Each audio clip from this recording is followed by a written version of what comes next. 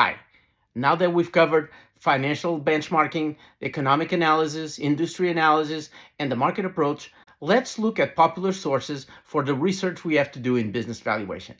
Important note, all the sources that you use must have been published shortly before the valuation date, never after. Okay, this is a different episode, but it's not a commercial, much less a complete list. It's just a reference for anybody doing research for business valuations. Full disclosure, I use a mix of these sources, but I'm not being paid in any way, shape, or form to mention any names. Starting with financial benchmarking, some of the most common sources are the Risk Management Association RMA annual statement studies, BizMiner, and the IRS corporate financial ratios. For economic analysis, some of the leading sources are first, the Federal Reserve Beige Book is the reference for what's happening in the near term in the United States. The World Bank World Development Indicators includes information about the US but adds information about additional countries. It's also focused on recent historical data. For future-oriented outlooks, you have other sources.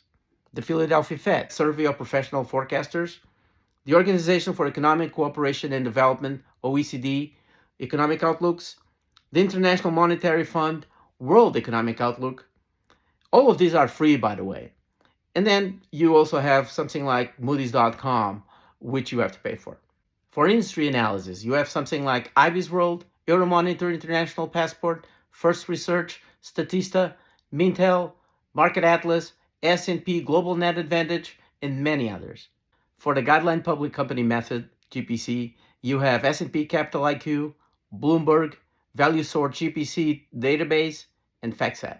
For the Guideline Transaction Method, GTM, you have DealStats, BizComps, ValueSource M&A database and ValueSource Market database, S&P Capital IQ, Deals database, FactSet, MergerStat, and PitchBook.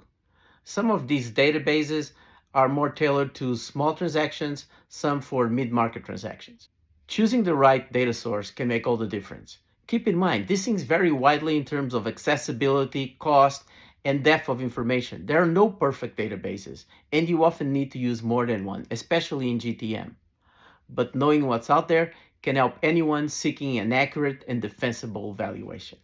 On future episodes, you'll notice that a professional valuator needs more third-party sources, namely when doing the discount for lack of marketability and discount for lack of control. But next week, we'll return to the valuation approaches with the income approach. See you then. Town advisory, valuations, exit planning, M&A.